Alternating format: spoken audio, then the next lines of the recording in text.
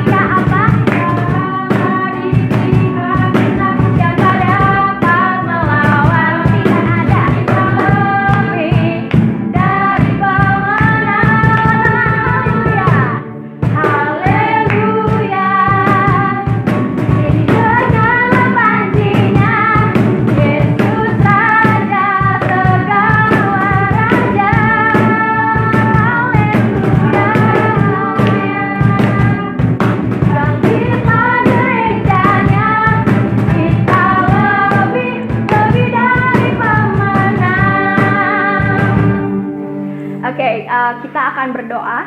Mari kita berdoa. Bapa yang baik, terima kasih Tuhan Yesus, terima kasih Roh Kudus, terima kasih atas penyertaan Tuhan hari ini, terima kasih atas setiap berkat Tuhan, terima kasih untuk apapun yang Tuhan berikan dalam kehidupan kami, terima kasih atas 7 hari lagi akhirnya kami boleh bertemu kembali, walaupun kami masih online Tuhan, tapi kami percaya Tuhan, Tuhan itu selalu ada buat kami dan sekarang kami akan melanjutkan ibadah kami Tuhan. Kiranya Tuhan boleh memberkati dari awal, pertengahan hingga akhirnya. Dalam nama Tuhan Yesus yang baik kami berdoa. Amin. Oke adik-adik, masih semangat kan pastinya yang di rumah. Walaupun di rumah aja kita, tapi harus semangatnya tuh waktu kita masih offline. Jadi bisa sama gitu ya, harusnya ya. Tapi ya itu kita serahin lagi ke adik-adik. Adik-adik mau bergaya apa kek, mau nari kek, mau sambil main gitar, mau sambil main drum, apa aja. Sekarang aku mau mengundang adik-adik untuk menyanyikan lagu Allah Itu Baik.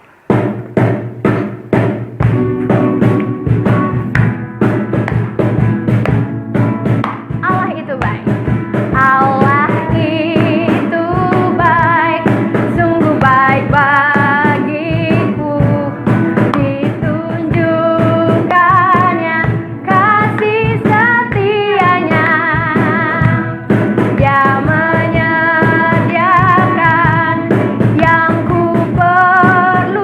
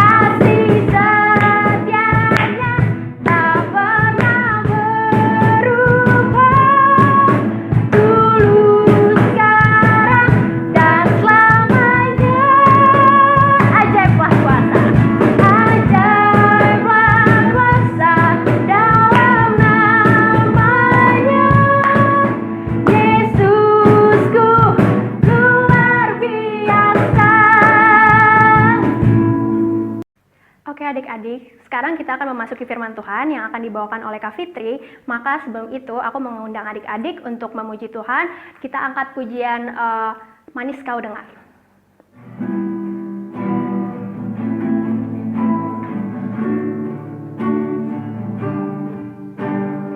Ya Tuhanku, aku hendak bernyanyi bagimu.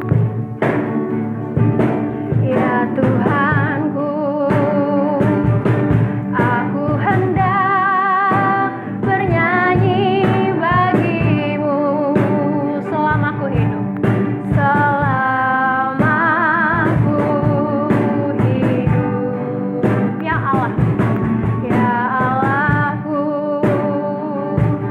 aku hendak bermazmur bagimu selagi ku ada.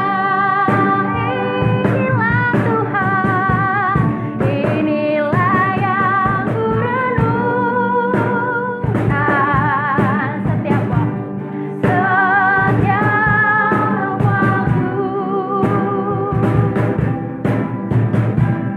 nyanyian pujian dan pengagungan kepadamu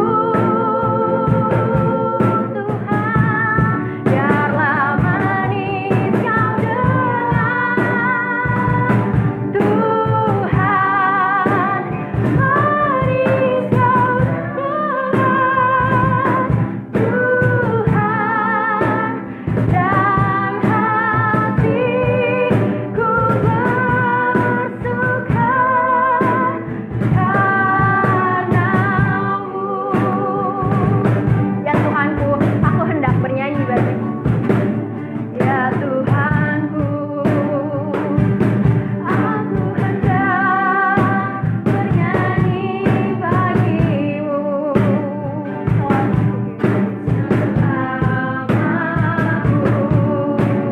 hidup.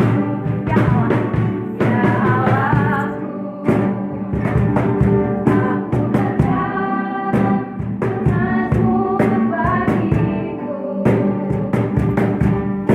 selagi ku ada. Inilah yang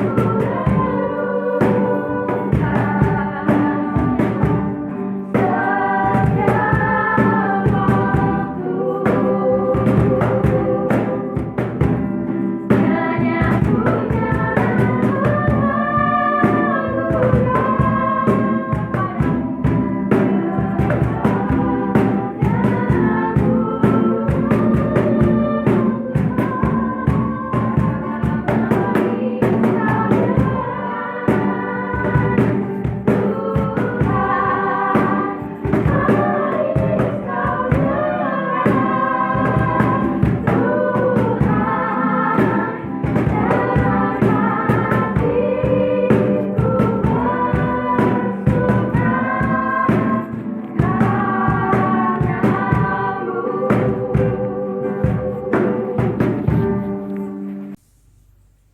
Halo adik-adik, selamat pagi. Apa kabar? Gak terasa ya, sebentar lagi kita akan merayakan Jumat Agung dan Paskah. Ini Paskah kita kedua selama pandemi COVID-19 ya. Yang berarti kita udah mau 2 kali nih merayakan Paskah tidak bersama-sama di gereja. Ayo, pada kangen pengen Paskah di gereja kan? Tapi adik-adik jangan khawatir, karena kita tetap akan merayakan Paskah kok, walaupun secara online. Kakak pengasuh sudah menyiapkan secara spesial acara buat kalian semua. Plus ada hadiahnya loh buat yang mau ikut ibadah online. Makanya jangan sampai enggak ibadah online ya. Nah, pagi ini kita akan mendengarkan firman Tuhan mengenai penderitaan Kristus sebagai teladan. Mari kita siapkan hati dan pikiran kita untuk mendengarkan firman Tuhan. Sebelumnya kita berdoa dulu ya. Kita berdoa. Tuhan Allah Bapa yang berada dalam kerajaan surga yang kudus, terima kasih Tuhan untuk pagi hari ini Tuhan, di mana kami boleh berkumpul Tuhan dipersatukan di dalam ibadah online pada pagi hari ini Tuhan. Dan biarlah apa yang boleh kami persiapkan pada saat ini Tuhan, kami boleh mempersiapkan hati, mempersiapkan pikiran kami Tuhan, untuk mendengarkan sebagian dari kebenaran firman Tuhan. Biarlah Tuhan sendiri yang berbicara kepada kami Tuhan, sehingga kami boleh mengerti. Roh Kudus-Mu memberikan kami pengertian yang lebih lagi Tuhan untuk firman yang akan kami dengar pada pagi hari ini. Berbicaralah Tuhan, kami anak-anak-Mu siap untuk mendengarkannya. Di dalam nama Tuhan Yesus kami sudah berdoa. Amin. Oke adik-adik, kita buka Alkitab kita ya. Kita buka dari 1 Petrus 2 ayat 18 sampai 25. 1 Petrus 2 ayat 18 sampai 25. Kakak bacakan ya. Penderitaan Kristus sebagai teladan. Hai kamu, hamba-hamba, tunduklah dengan penuh ketakutan kepada Tuhanmu, bukan saja kepada yang baik dan peramah, tapi juga kepada yang bengis. Sebab adalah kasih karunia jika seorang karena sadar akan kehendak Allah menanggung penderitaan yang tidak harus ditanggung. Sebab dapatkah disebut pujian jika kamu menderita pukulan karena kamu berbuat dosa? Tetapi jika kamu berbuat baik dan karena itu kamu harus menderita, maka itu adalah kasih karunia kepada Allah. Sebab untuk itulah kamu dipanggil. Karena Kristus pun telah menderita untuk kamu dan telah meninggalkan teladan bagimu, supaya kamu mengikuti jejaknya. Ia tidak berbuat dosa dan tipu tidak ada dalam mulutnya. Ketika ia dicaci maki, ia tidak membalas dengan mencaci maki. Tetapi ketika ia menderita, dia tidak mengancam. Tetapi ia menyerahkannya kepada Dia yang menghakimi dengan adil. Ia telah memikul dosa kita di dalam tubuhnya di kayu salib, supaya kita yang telah mati terhadap dosa hidup untuk kebenaran. Oleh bilur-bilurnya kamu telah sembuh. Sebab kamu dahulu sesat seperti domba, tetapi sekarang kamu telah kembali kepada Gembala dan pemelihara jiwamu. Ya, adik-adik, sedemikian jauhnya pembacaan firman kita pada pagi hari ini. Nah, dari apa yang kita baca pada pagi hari ini, latar belakangnya dari kitab ini adalah surat Rasul Petrus kepada umatnya di Pontus, Galatia, Asia Kecil, dan Bitinia yang dalam masa perbudakan bangsa Romawi. Perbudakan diawali dengan kekalahan bangsa-bangsa tersebut, sehingga mereka yang kalah diperlakukan sebagai budak. Budak di masa lalu itu bukan berarti hanya pekerja kasar loh, tapi ada juga yang berprofesi sebagai pedagang, sebagai dokter, insinyur, pengusaha, mungkin juga ada aedes dan lain sebagainya. Pokoknya semua rakyat dari bangsa yang kalah menjadi budak. Nah, budak-budak inilah yang mengerjakan semua pekerjaan, sehingga orang Romawi sebagai penjajah hanya hidup bersenang-senang aja karena semua sudah dipekerjakan budak-budak. Kalian udah pernah nonton film tentang perbudakan? Contohnya 12 Years a Slave. Film ini berdasarkan kisah nyata. Seseorang yang awalnya bukan budak, tapi ketika ia pergi ke kota lain, ia diculik dan dijual. Dan 12 tahun kemudian dia baru dibebaskan dari perbudakan. Itu kira-kira ya ringkasan dari film tersebut. Dan film yang lain adalah Freedom. Itu kira-kira mengisahkan seorang budak yang kabur dari tuannya dan diburu seperti seekor anjing. Ini hanya contoh, mungkin adik-adik bisa menemukan banyak film perbudakan lainnya. Di situ kita bisa melihat gambaran bagaimana menderitanya seorang budak. Budak dianggap harta milik tuannya dan tidak mempunyai hak secara hukum. Tidak bisa melakukan sesuai dengan apa yang menjadi keinginannya. Tapi apa yang dikatakan dan disuruh oleh tuannya harus dikerjakan. Atau kalau budak itu melawan tuannya, hukum itu sudah menanti. Nah, surat Rasul Petrus kepada jemaatnya ini tidak bermaksud untuk melawan sistem perbudakan, malah surat ini meminta supaya para budak tunduk kepada tuannya. Baik itu tuan yang baik maupun tuan yang kejam. Budak harus melakukan pekerjaan dengan baik supaya tidak dihukum karena kesalahan yang mereka lakukan. Walaupun ada juga budak yang sudah melakukan pekerjaan dengan baik, tapi tetapi masih mendapat perlakuan yang buruk. Seorang tuan dapat berbuat sewenang-wenang kepada budak, tapi ada juga sih tuan yang memperlakukan budak dengan baik. Nah, dalam suratnya Rasul Petrus memberikan nasihat. Tetapi jika kamu berbuat baik dan karena itu kamu harus menderita, maka itu adalah kasih karunia pada Allah. Itu terdapat dalam ayat 20. Ingat ya, nasihat ini Rasul Paulus berikan kepada umatnya yang pada saat itu dalam masa perbudakan. Maksudnya apa ya? Rasul Petrus memberikan nasihat seperti itu. Udah jadi budak, harus berbuat baik, tapi masih ada aja menderita. Dibilang itu adalah kasih karunia kepada Allah. Maksudnya adalah seorang hamba atau budak harus menghargai tuannya sama seperti ia menghargai Tuhan. Apapun perkataan dan perlakuan tuannya, supaya ia berbeda dengan budak lain. Sebenarnya Rasul Petrus sedang menggambarkan tentang penderitaan yang dialami Yesus yang menanggung dosa yang tidak dia lakukan. Yesus tidak berbuat dosa, tidak menipu, ataupun melakukan kesalahan yang lain. Tapi ia dicaci maki, dihina, dan menderita. Yesus tidak melawan, tapi tetap tunduk pada perintah Bapaknya. Kalau kita baca dari Matius 27 ayat 29, di situ mengatakan, mereka menganyam sebuah mahkota duri dan menaruhnya di atas kepalanya, lalu memberikan dia sebatang bulu di tangan kanannya. Kemudian mereka mengolok-olok dia yang katanya, salam Raja orang Yahudi. Mahkota duri dibuat oleh prajurit-prajurit Roma dan ditaruh di atas kepala Yesus waktu dia diejek sebelum Yesus disalibkan. Tapi apa yang dilakukan Yesus? Dia tidak melawan, tapi malah menyerahkan dirinya kepada keadilan Allah.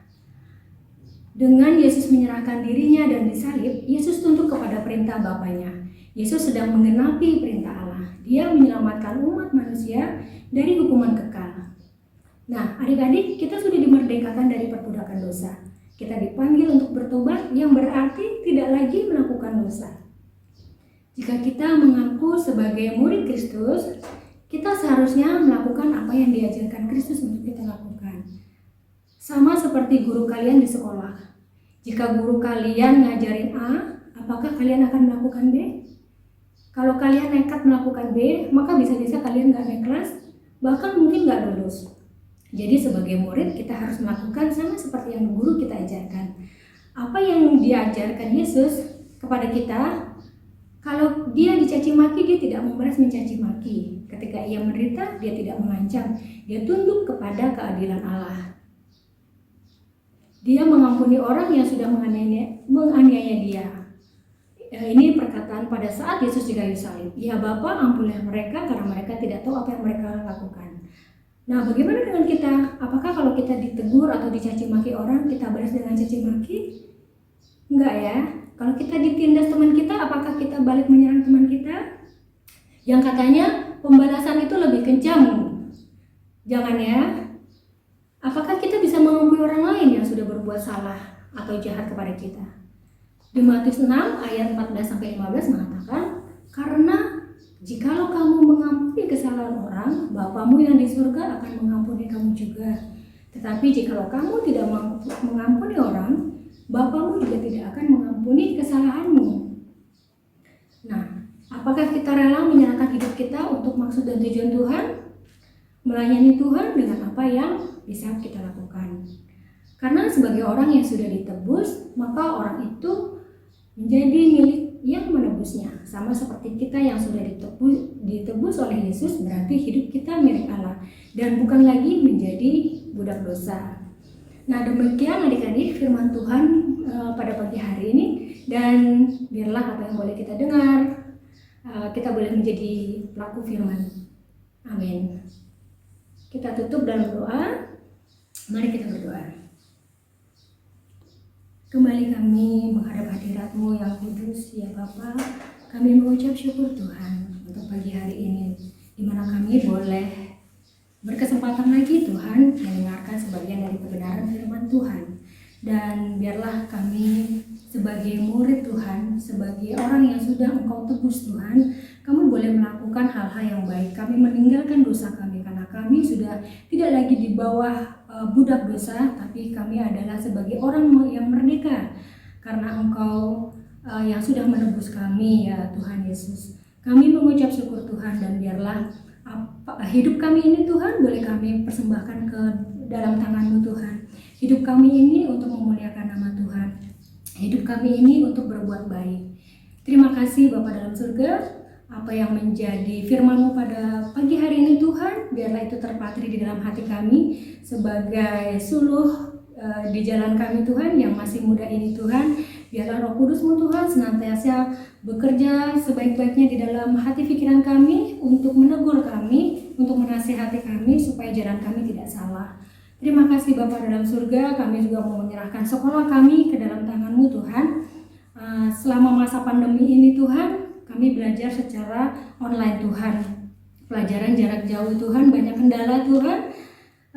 Dan mungkin juga banyak yang harus kami kerjakan Tuhan. Biarlah kami tetap semangat Tuhan dalam menuntut ilmu Tuhan dalam keadaan apapun Tuhan. Kami tidak terlalu terlena untuk bersantai-santai. Kami juga tidak terlalu terlena Tuhan untuk bermain HP atau menghabiskan waktu dengan sesuatu yang tidak penting lainnya Tuhan. Biarlah kami boleh mengejar cita-cita kami Tuhan seperti apa yang Engkau kehendaki, supaya kami menjadi berkat bagi sesama kami, keluarga kami. Dan biarlah apa yang sudah kami tuntut ini Tuhan, ilmu yang boleh kami dapatkan ini Tuhan, menjadi sesuatu yang berguna bagi masa depan kami. Terima kasih Bapa dalam surga, kami berdoa juga untuk orang tua kami Tuhan.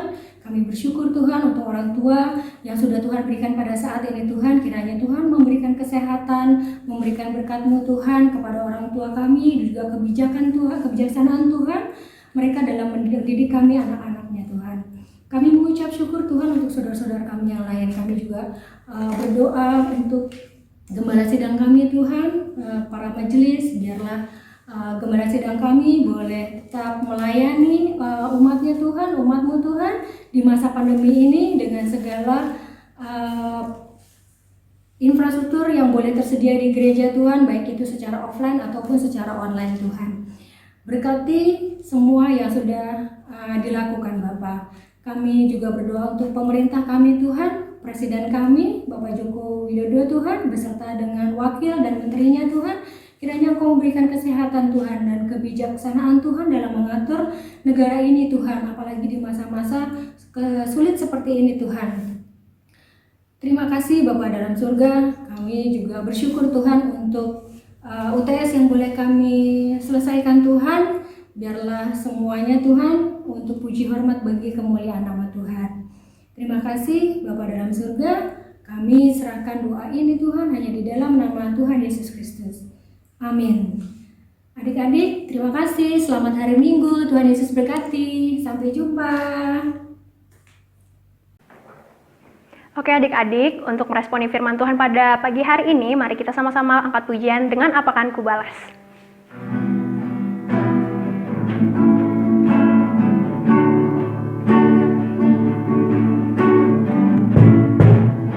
Kau Allah yang setia. Kau Allah yang setia.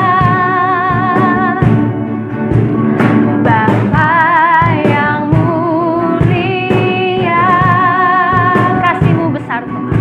Kasih-Mu besar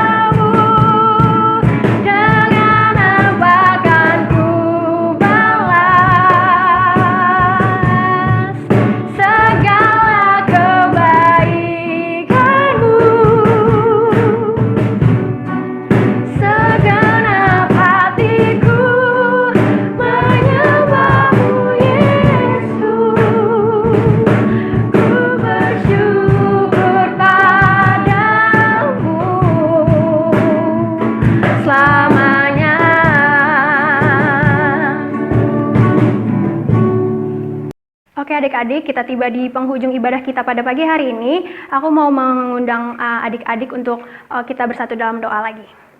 Bapak yang baik, terima kasih ya Tuhan Yesus, terima kasih Roh Kudus, terima kasih untuk penyertaan Tuhan sepanjang hari ini Tuhan. Kami boleh beribadah Tuhan, walaupun kami masih di rumah Tuhan, tapi kami percaya bahwa corona ini dapat cepat berlalu sehingga kami boleh berkumpul kembali bersama teman-teman kami, memuji memuliakan Tuhan bersama Tuhan di tempat ini Tuhan. Dan kiranya Tuhan setelah ini kami boleh melakukan aktivitas kami masing-masing. Tuhan yang berkati, Tuhan yang lindungi sepanjang 7 hari ke depan. Di dalam nama Tuhan Yesus kami berdoa. Amin. Penasehat ajaib, Allah yang perkasa, Bapa yang kekal, Raja damai, sambutlah Dia, Yesus Juru Selamat dunia. Penasehat ajaib, penasehat ajaib, Allah yang perkasa, Bapa yang kekal, Raja damai, dan sambutlah Dia, Yesus Tuhan, Juru Selamat dunia.